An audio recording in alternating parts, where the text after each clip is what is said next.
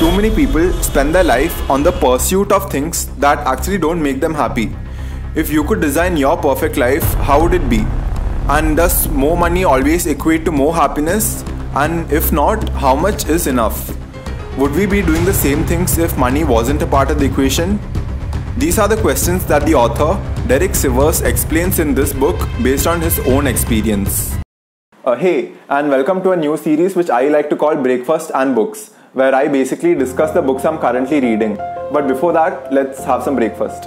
You know what? Instead of buying and eating the breakfast, I thought it would be better to give it away to someone who needs it more. Here at Masala Dosa.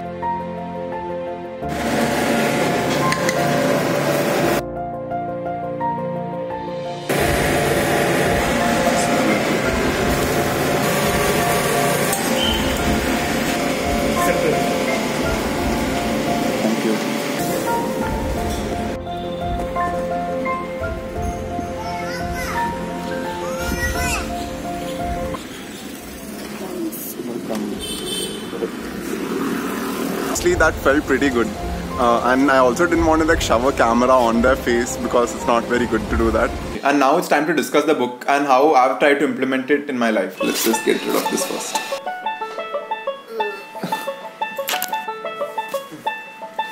I like to read books which I can implement on a day-to-day basis, and I'll be discussing a few things which I got from this book, which I tried and implemented after I read it, and how you can too. This book is about entrepreneurship, and that's what people use to describe themselves every day these days. Entrepreneurship.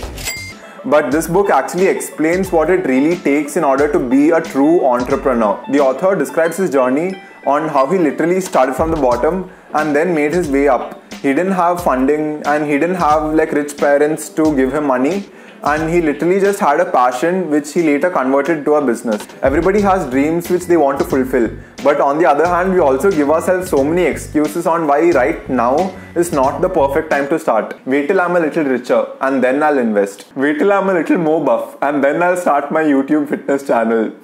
Wait till I read more books and then I'll start reviewing books on YouTube. Those are the excuses that I gave myself in order to not start this YouTube channel, and which is something that I've honestly wanted to do for such a long time, but I've also found myself giving myself excuses. But after reading this book, I'm just going to start either ways. Please do like and subscribe.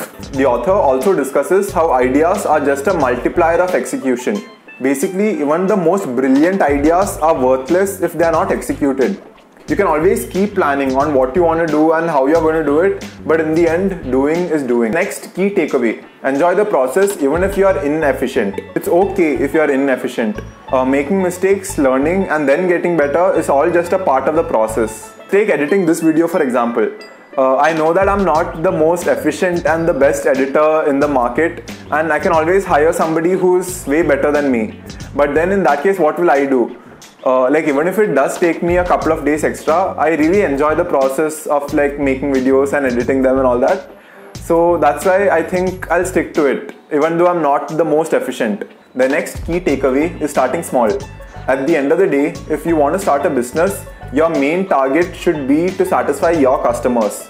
Anything in between, according to the author, is just fog. Setting up a business should help people and solve problems.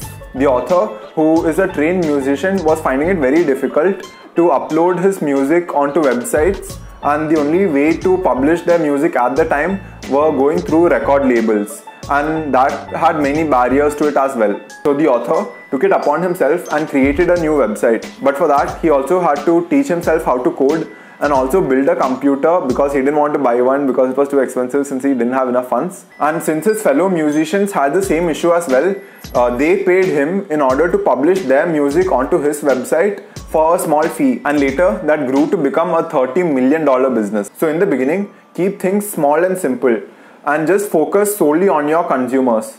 And since you, the person who's watching the video on the other side, is my only consumer, your comments do mean a lot to me, so do comment down below and also hit that subscribe button. The last key takeaway: don't do it for the money.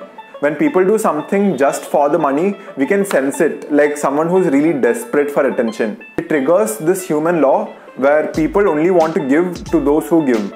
And anyways, initially if you're starting from scratch, you will not be making any money. Let's take my situation for example.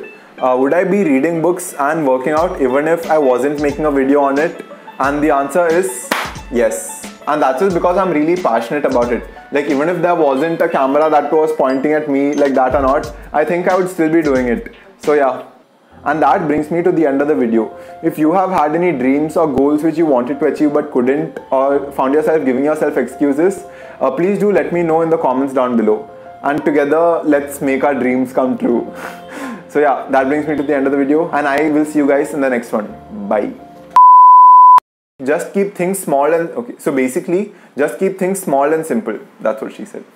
Coming back to me, when I was giving myself excuses on why not to start this YouTube channel right now, I also thought I'd like spend a month like planning on what all videos to make and how to go about it. But honestly, as of now, I don't even feel like making those videos because